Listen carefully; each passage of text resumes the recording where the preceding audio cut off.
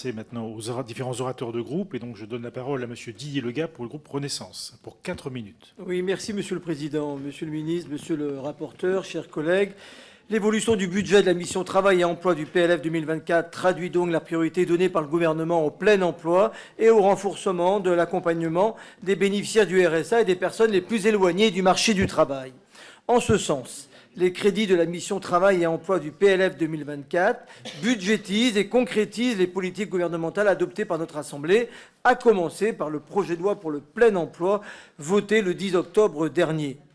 Au-delà même, les crédits de la mission Travail et Emploi traduisent donc la volonté de la majorité depuis 2017 d'augmenter l'attractivité du travail dans notre pays, de combattre le chômage de masse et de développer la formation par alternance. Ces crédits, qui représentent au total 22,7 milliards d'euros en autorisation d'engagement et 22,4 milliards en crédits de paiement, progressent ainsi de 11% par rapport à 2023. Rappelons que ce budget s'inscrit dans un contexte désormais connu, avec un taux de chômage de 7,2, soit l'un des plus bas niveaux depuis 40 ans, et un taux d'emploi de 68,6 des 15-64 ans, soit le plus élevé depuis 1975. Mais rappelons cependant que encore beaucoup de nos concitoyens restent durablement éloignés du marché du travail.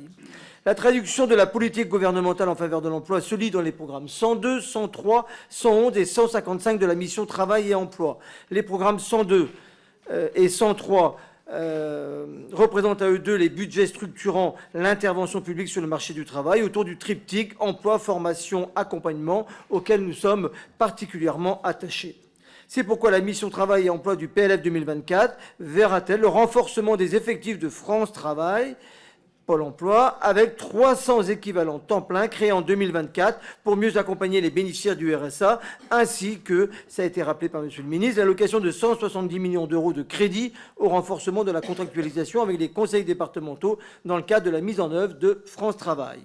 Pour répondre à l'ambition d'une société de plein emploi, je ne peux donc que me réjouir du maintien en 2024 par le gouvernement des efforts en direction des populations et des territoires les plus fragiles.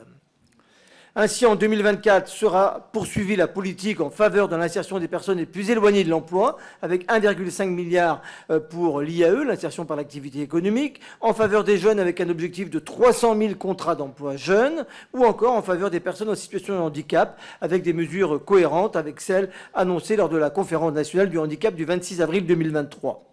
Sur ce sujet, et comme en réponse aux inquiétudes de Monsieur le rapporteur, je rappelle que l'État, pour 2024, abondera à hauteur de 69 millions d'euros l'expérimentation territoire zéro chômeur, soit une augmentation de plus de 24 millions.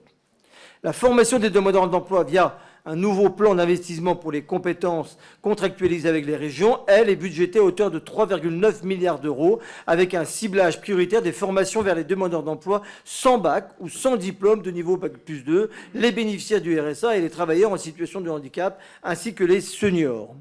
Afin de poursuivre le développement de l'alternance et atteindre l'objectif d'1 million d'apprentis en 2027, le programme 103 maintient l'aide à l'embauche d'alternants portée à 3,9 milliards d'euros. Enfin, concernant le programme 111, amélioration de la qualité de l'emploi et des relations du travail, on ne peut que se satisfaire de la hausse de près de 14% des autorisations d'engagement en faveur de la santé et de la sécurité au travail. Ainsi, en 2020, concernant la prévention des risques professionnels et l'amélioration des conditions de travail, il faut rappeler qu'au 1er janvier 2023, l'ANACT a intégré les 16 associations régionales et leurs 180 équivalents temps plein pour renforcer la prévention en santé au travail. Aussi, pourriez-vous, Monsieur le Ministre, nous détailler un peu plus les missions et les moyens de l'ANACT qui a vocation à jouer un rôle majeur dans la mise en place du plan santé au travail. Et bien évidemment, pour conclure, je rappellerai que notre groupe votera bien évidemment